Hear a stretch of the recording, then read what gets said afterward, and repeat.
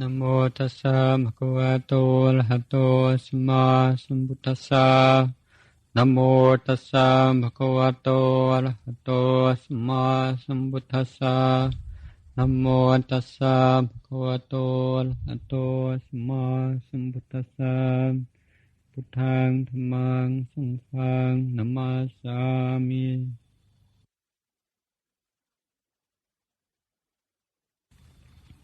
In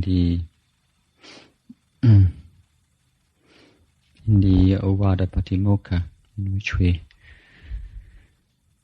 find some of the most basic and important guidelines for our lives as samanas, and the most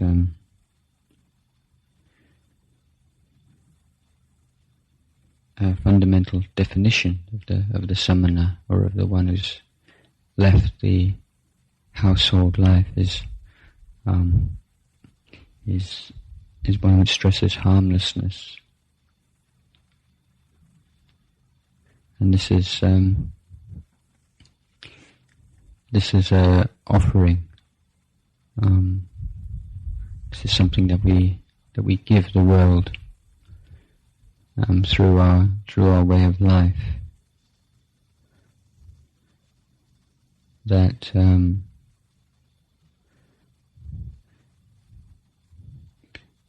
people may be inspired by what we do, may be indifferent, or they may be contemptuous of it even, perhaps. But whatever the various reactions to a Buddhist monk, fear is probably highly unlikely to appear in somebody's mind. People see a Buddhist monk and they know that they're not dangerous to them. Animals even see Buddhist monks and they have a sense this is a harmless creature. And I think sometimes we can overlook just the beauty and the nobility of this offering that we make to the world. It's very unusual, isn't it? To be so scrupulous and so caring, even for the smallest kind of creature. Not just human beings, not just the cuddly, lovable kinds of creatures like Shetland ponies and fluffy cats, but even centipedes and geckos and biting ants. Just after you've been in the robes for a while, it's almost inconceivable that you would purposefully take the life of even a poisonous snake or a small poisonous ant. It just doesn't arise as a possibility in your mind. There's not even a kind of a choice. Shall I kill it or not? It's just something that this doesn't arise anymore in your mind. That's a wonderful thing, and something that arises through the power of Sila, as much as through metta bhavana. In fact, these two things are very closely connected. That metta bhavana really only takes off and really is powerful when it is based on this level of Sila, where you don't consider that your life and your comfort has any more meaning and significance than that of even a housefly or a mosquito. If you look at it completely logically, why? It's obvious, isn't it? Why should your life be any more valuable than that of a malarial mosquito? I can't think of any logical reason myself. So this sense of virtue and sila as an offering of dana, and the apayatana, the offering of fearlessness and protection to sentient beings.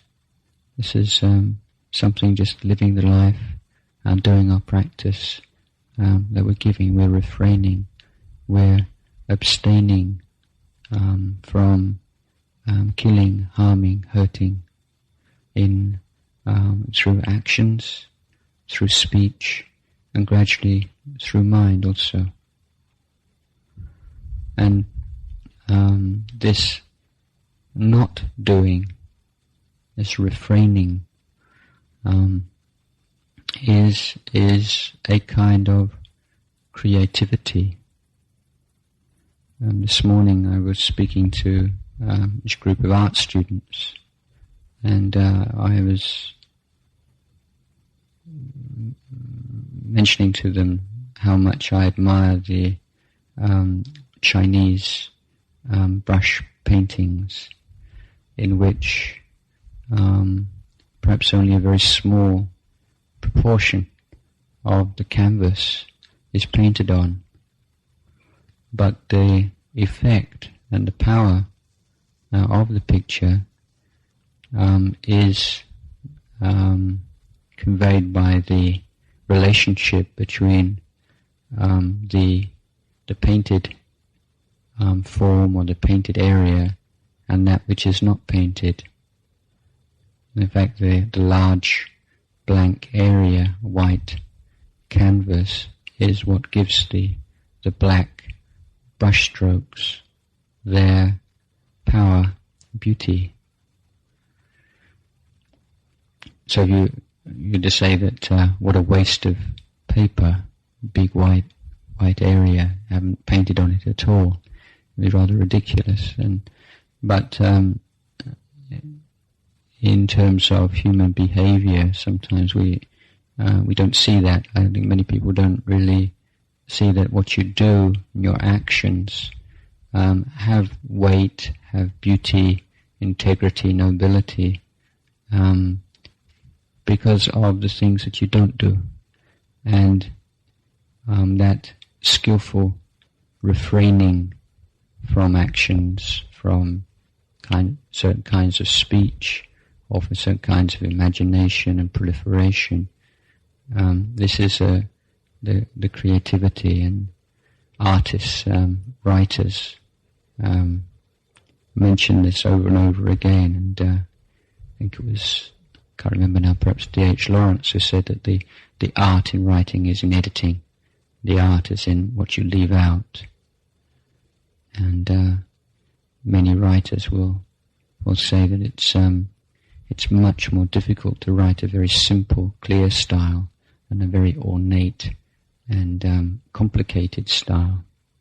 The simplification is the skill. And this is another aspect of our life, isn't it? This simplification, and making that a standard or something to come back to measure your practice also. Just how simple is your life? Is your life getting more complicated? If there are a lot of things going on and there's getting more complications, then needing to move away from the simplicity that the Buddha recommended for us. It's taking joy in simplicity that leads the mind to peace. What could be more simple than the samatha object? Whether it is the breathing process, or the mantra, or the concept of metta, or whatever. But the whole point of a samatha object is that it's not complicated, that it's actually going against the whole tendency for proliferation, or papancha, called in Pali.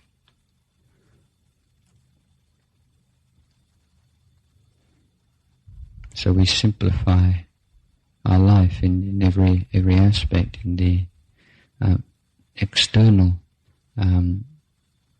sphere, our relationship, then with others and with the physical world. And we have certain abiding principles. Most important is the non-oppression of self and others. This is the principle that underlies the whole moral structure of Buddhist teachings, of whether it's the 5 precepts, the 8 precepts, 227 precepts. Being one devoted to harmlessness to others, harmlessness to oneself, one who has the welfare of self and others always in mind.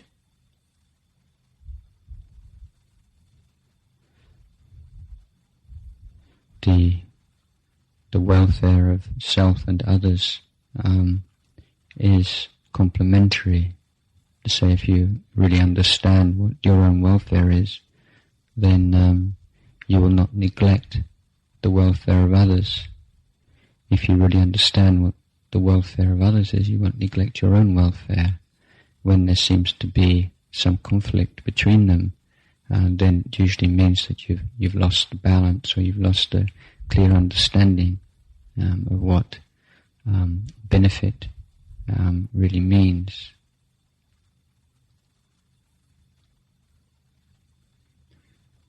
So we have a principle of non-harming, of reverence for life, unqualified reverence for life. We have a principle of honesty and respect for other people's property, but honesty in every aspect of our life. And honesty here, including sense of non-deceit, non-trickiness, non-hypocrisy, not trying to appear in a way which is not a true reflection of how we are, not trying to hide our faults or to exaggerate our good points, or perhaps not trying to exaggerate our bad points and considering that to be humility. A sense of clarity and honesty. And at work, again, you see this kind of two-way process, so just to say, the more honest we are with ourselves about what we're feeling, what we're thinking, then the easier we find it to be honest with other people. Conversely, the more we train ourselves to be honest in our external dealings, then the easier it becomes to be honest with what's happening within us.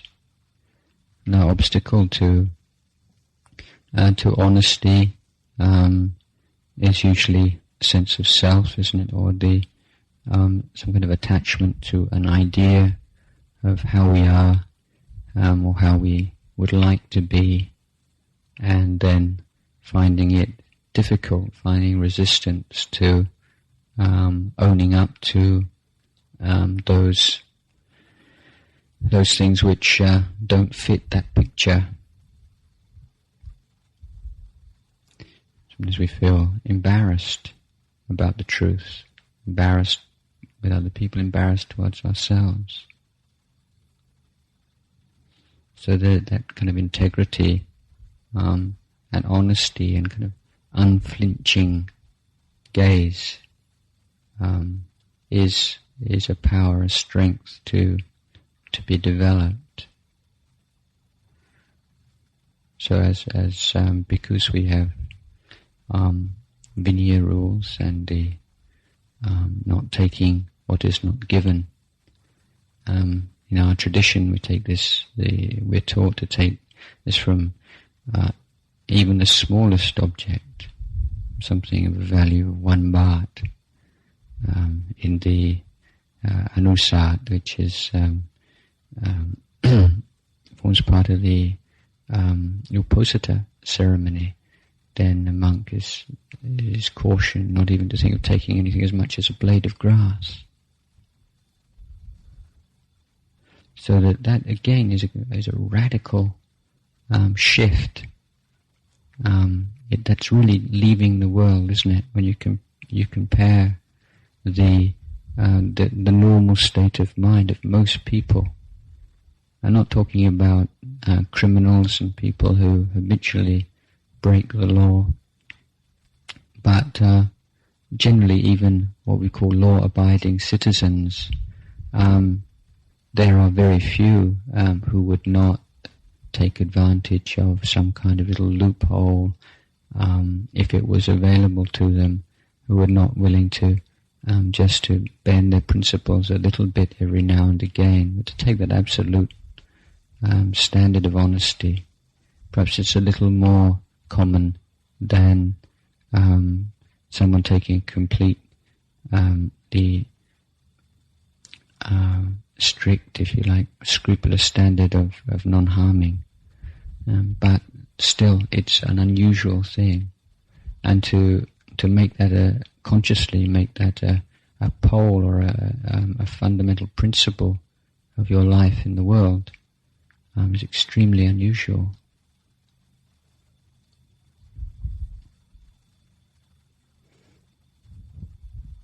Because we consider the heart of our life, the essence of our life, the putting forth of effort, the abandonment of defilements, and the meditation practice, that we can overlook these beautiful accomplishments and things that we are practicing on a daily level, on a daily basis. Because it's so ordinary, and it's because it's not what you're doing, but it's what you're not doing. Refraining and abstaining from things is not dramatic, is it? It's not something you're going to see quite great progress in non-harming, or in non-acquisitiveness, or not intending to take things which are not yours. But it's a treasure, and it's merit, it's parami.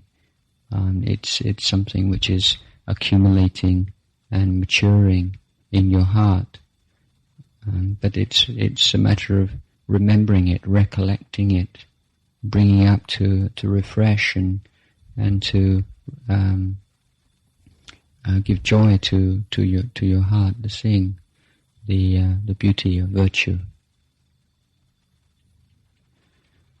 The Buddha is saying that Sila is the most beautiful ornament, and seeing the beauty of it.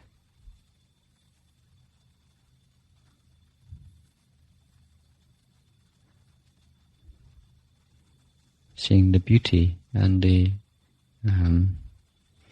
wonder, like of group of young men, most of you young. I'm getting on a bit more now in Ajahn Vipassana, but being able to live a celibate life. I mean, this is almost unbelievable to many people in the world. They assume either that we have some kind of homosexual relationships, or that we masturbate, or that we have some kind of sexual release, and people these days don't think it's possible. Hardly credit the idea that a community of young men can live in a completely chaste way and not be completely screwed up, repressed, misogynist, or whatever. But we do it. We do it very successfully. And it's something that's it's hard for for most of us. If not, it's difficult. If not difficult all the time, then there are certain periods of time when it's difficult, and it's a struggle for almost everybody. But it's something that to take pride in, that you can do that.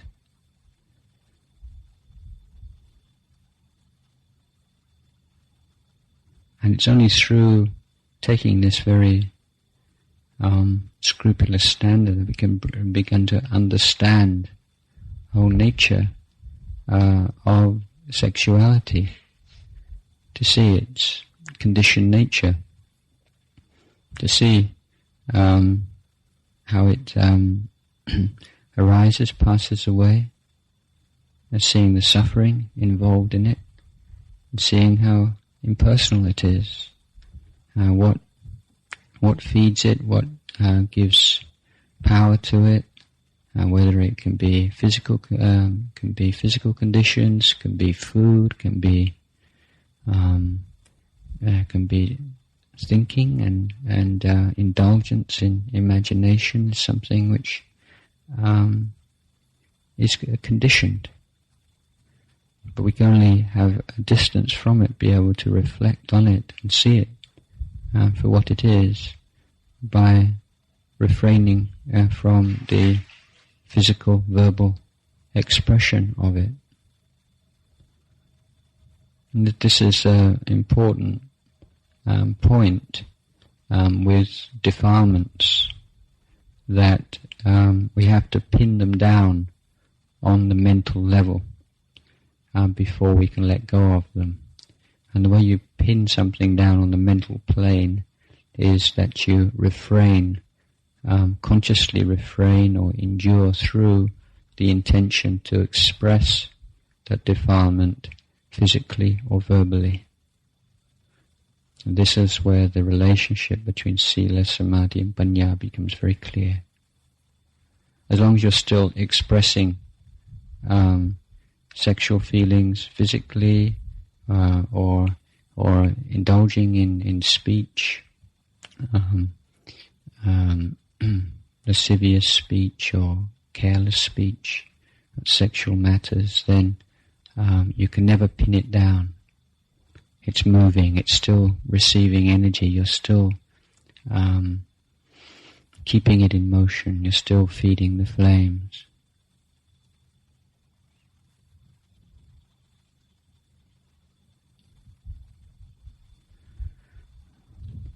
So we, as celibate monks, we take a whole new stance towards our sexual feelings and towards women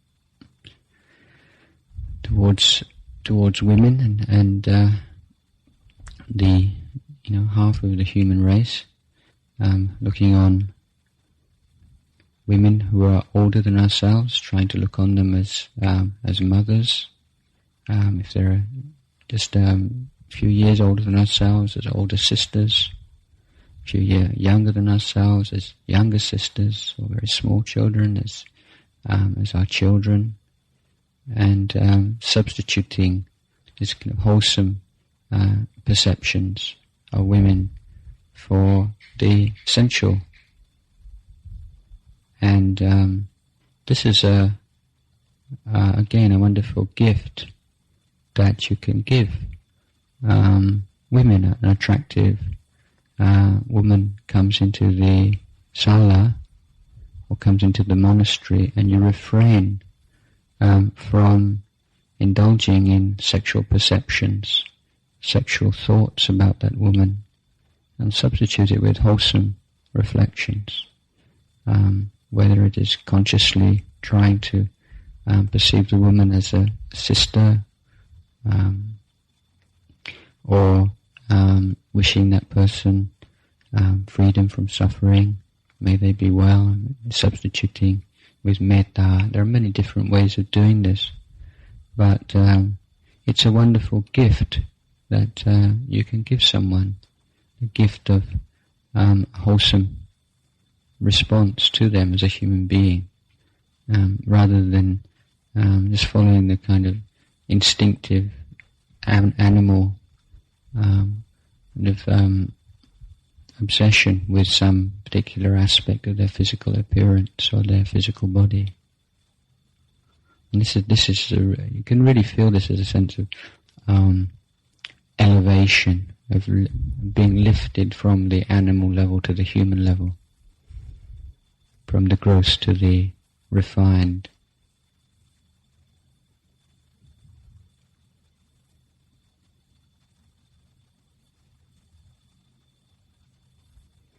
We have a sense of sobriety.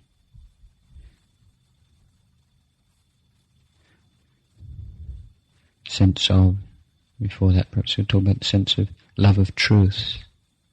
This was something that really struck me reading somewhere, that the book about the Jatakas, and saying that the Bodhisattva, the Buddha to be, through his huge number of lives of throughout the different realms and different kinds of births, broke every kind of precept except for that of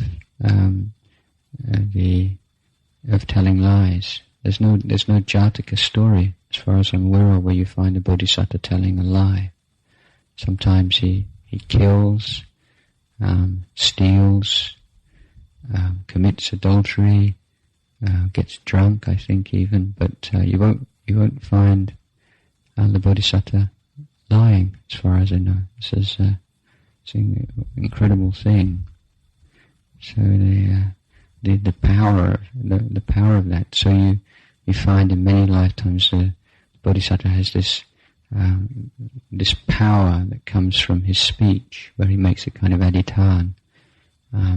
I have never in my life done this or done that. By the power of this, of these words, may such and such happen, and it happens.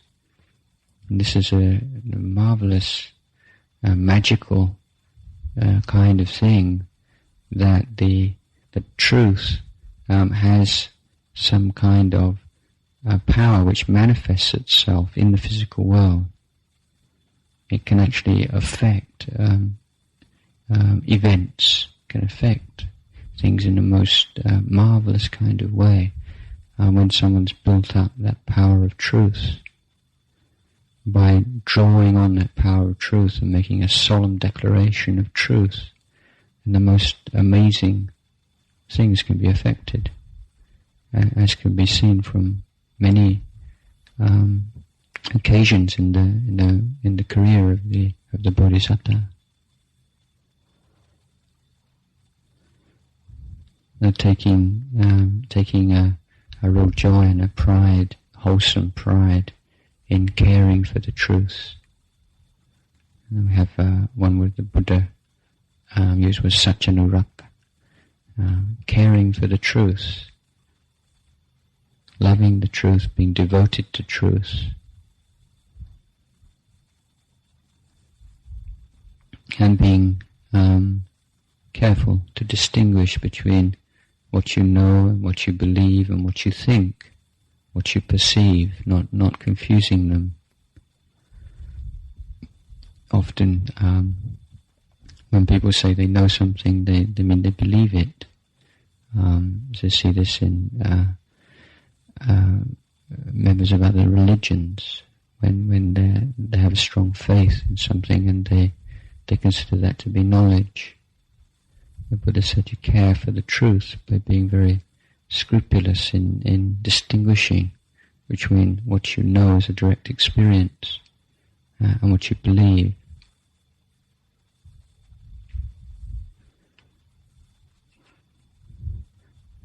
And we have the devotion to sobriety.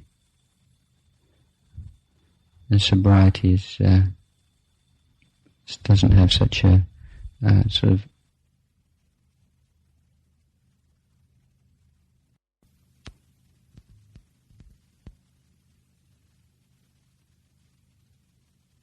miserable, teetotaling, stiff collars, but this sobriety is that recognition of how infinitely superior sharpness and clarity of mind is to altered states of consciousness.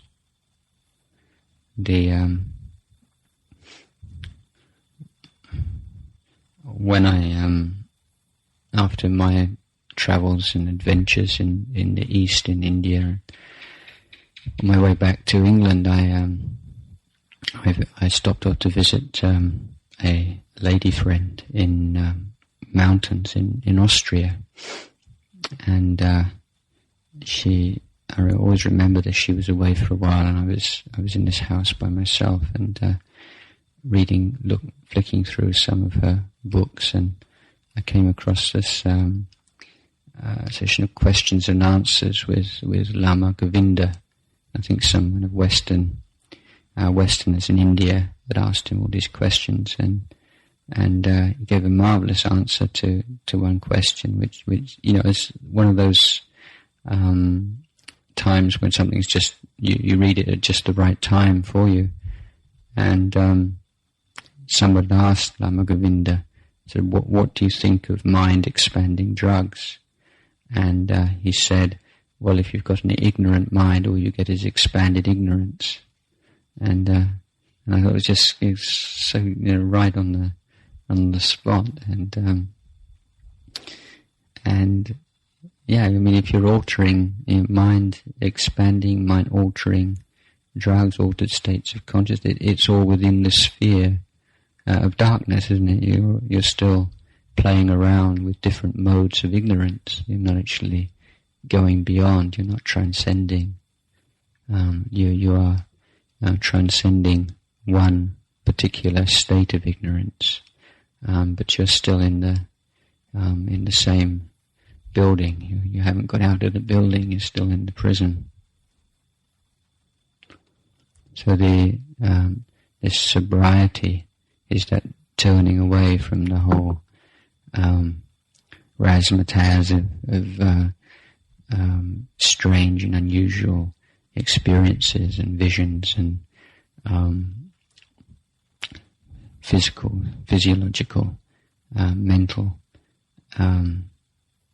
states that are available through chemical means, and taking a delight in the simple, down-to-earth clarity of awareness, of the eye seeing forms, the ear hearing sounds, the nose and odours, the tongue and flavours, the body and sensations, the mind and ideas, and seeing, being with things as they are, and taking joy in that.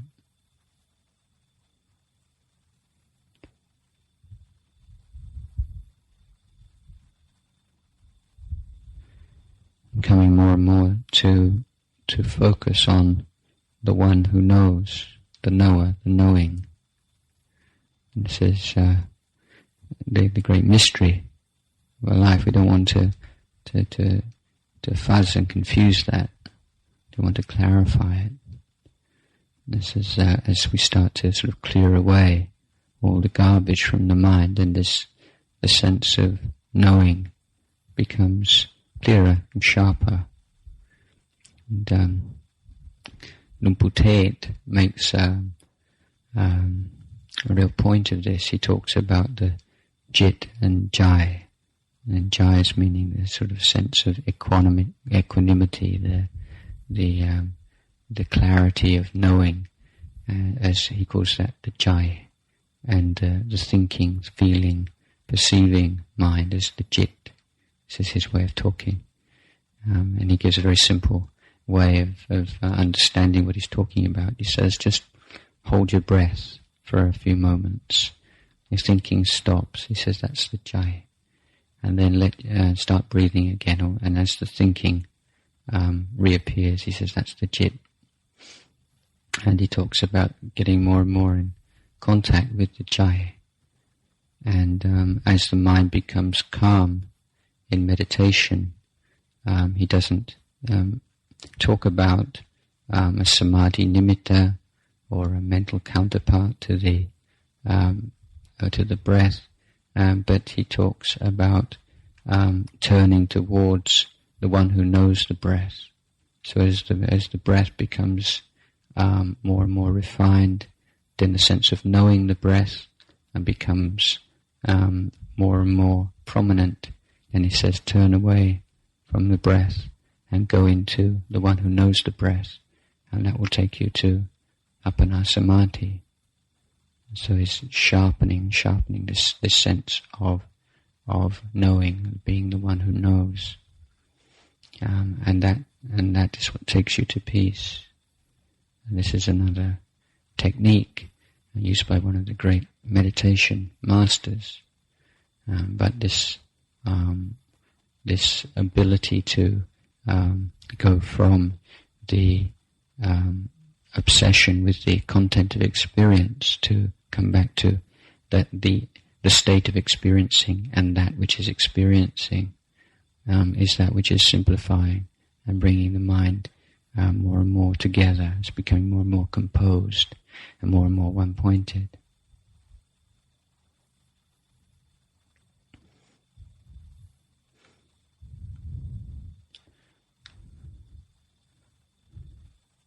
So, recognize these principles and consciously cultivate these principles of harmlessness, of honesty, integrity, chastity, chasteness, love of truth, devotion to truth, sobriety, and above all, the constant clarification and sharpening of the sense of knowing. So I'd like to leave the evening talk at this point.